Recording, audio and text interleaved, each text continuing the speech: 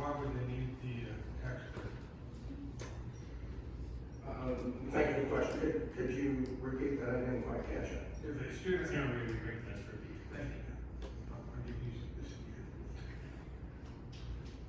Yeah, if a student qualifies for Elizabeth Nicole Henry, why would the family need the student, the tax credit? Thank you for that question. I recall when we were discussing this previously, when we were moving the bill forward, that there was additional funds because those are students that require a good deal more investment, and that's why we allowed that particular scholarship to be attached as well. I'm not, I just know that when I was asked to take and restore that language to make it clear that that wasn't being taken out, because the language that I have before the amendment would still allow for Winston Nicole Henry Scholarship. It just wasn't specified. Senator Reader. Help me out here, I appreciate your patience, but the Elizabeth Nicole Henry Scholarship is the full scholarship for that student to whatever school they choose. Is that, am I correct on that? Thank you for the question. I honestly don't know the details of that particular scholarship. That's existing language that I had stricken, and I'm just restoring what had previously existed and adding other scholarships to it. Any additional questions? Senator Hayes, we can ask your question on you. Mr. Chair, is it possible to have the clerk read the entire new paragraph, just so I understand that I have this correctly marked up on my bill? Yeah, I'll read it. I have it in mine here.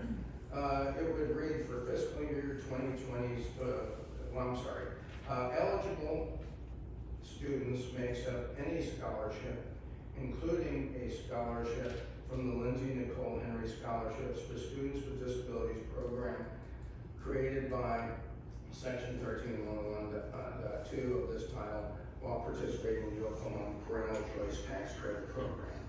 That's how it would read. All those senators?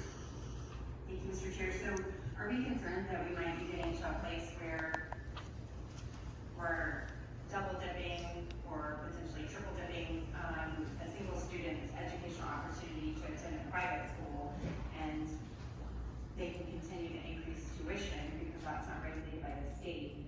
How are we going to measure that? And obviously, I mean, we're seeing that there's no fiscal impact, and so I'm just concerned that that's really not capturing the full scope of what we're looking at today.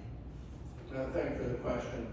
Yes, we will be allowing individuals like that family that was given the Folds of Honor Scholarship. They were given additional funds that they could use on top of what they got in the parental choice tax credit. Many schools do have tuition considerably higher than what we have in the tax credit, so this could be a benefit, particularly to poor families in those situations. Thank you, Mr. Chair. So is the benefit to the family or the school? Thank you for the question. To the family. Members, will there be additional questions on the amendment? Seeing none, what shall we do with the amendment? We have a do pass from Senator Sacchieri, second from Senator Peterson. Will there be debate on the amendment? Seeing no debate, Senator Bergstrom requests unanimous consent to adopt the amendment. All those in favor of adopting the amendment signify by saying aye. Any opposed? Members, we're going to do a roll call vote of the adoption of the amendment. Clerk will call the roll. Senator Gossett. Nay. Senator Hicks. Nay. Senator Hines. Senator Mann. Nay. Senator Peterson. Senator Rader. Senator Reinhardt. Pass. Senator Sacchieri. Senator Reinhardt, do you care to vote?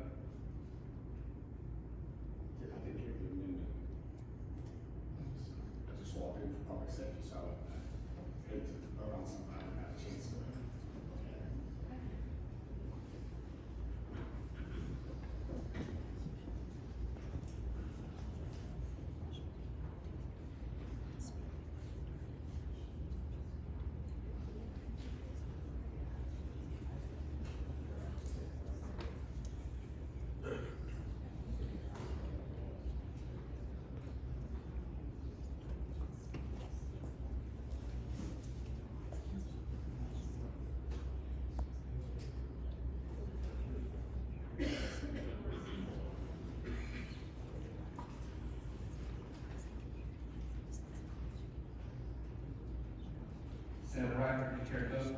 Aye. Senator Seifert? Senator Pugh? Aye. 6 ayes, 4 nays. 6 ayes and 4 nays, I declare the amendment to be adopted. Members, we are on the bill as adopted, as amended. Apologize. I'm also new to this. Will there be questions on the bill as amended? We have a due pass from Senator Sacchieri. We have a second from Senator Rader. Questions on the bill as amended? Senator Manning, recognize the question. Okay, I'm trying to understand this. So, we're going to allow people to get a scholarship, the one you just mentioned earlier, close one, and then add the voucher back on top of that to take the tuition. Is there anything in this bill that says the outside scholarship will pay the tuition first, and that the money that we're putting in the voucher will cap out at the top of the tuition? So in other words, if tuition's $10,000, they get a $5,000 scholarship and $7,000 voucher. Does that private school need to keep that extra money, or do we cap our tax dollars second above any other scholarship they have to cap out what the tuition is? So thank you for the question. I would be glad to take into consideration any amendment that you might have to offer on that. We do need to remember that the title is off of this bill. So I will be approaching members of the committee later before we complete the process of running this bill all the way through. You're recognized. Do we have any idea how many students that this will affect? Do we have a number that was affected last year, or is this just we're looking for a solution to the problem we have around this? Thank you for the question, and I do know that it exists for that parent in my district. I assume that there are others that have run across the same situation. I had not realized that there was this issue until that was brought to my attention. So I consider it a good idea to fix it moving forward. Will there be additional questions? Any additional questions? Senator, may I just ask, just so everyone in the committee is aware, I think the question is, would you be willing to consider the tax credit as the last dollar as opposed to first dollar? And so there's a potential, because the bill is dual signed, for you to make that commitment, which I think was what the question was. So since it's dual signed to rev and tax, perhaps you consider making an amendment and having that tax credit be the last dollar.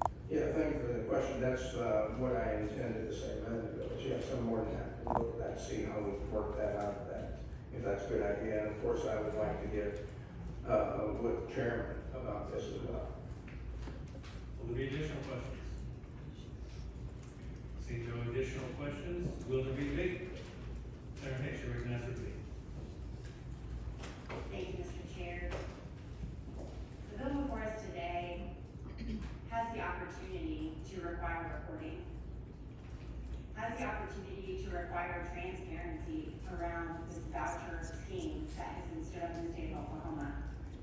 It has the opportunity to require outcomes reporting, as taxpayers are now funding private entities. It also has the opportunity to cap tuition from increasing year over year. And yet what we're looking at is a continued expansion of an existing program with none of the aforementioned requirements. So I will continue to be a no on any efforts to expand this giveaway. Will there be additional debate?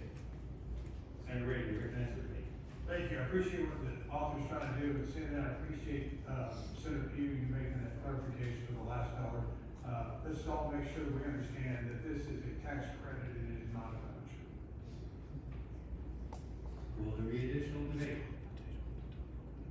Seeing no additional debate, Senator Bergstrom, care to close? Just briefly, I'd like to make it clear that there's actually no expansion of this program.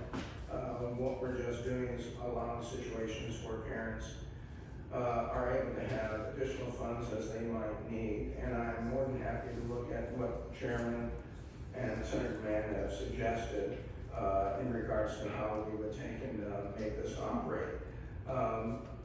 With that, I would appreciate your yes vote. That closes debate, clerk will call the roll. Senator Evers? Aye. Senator Dawson? Senator Hicks? Senator Hines? Aye for now. Senator Mayo? Okay. Senator Peterson? Aye. Senator Rader? Senator Reinhardt? Aye. Senator Sacchieri? Senator Seifert? Senator Peters? Aye. 8 ayes, 3 nays. Having received 8 ayes and 3 nays, I declare Senate Bill 472 to have passed.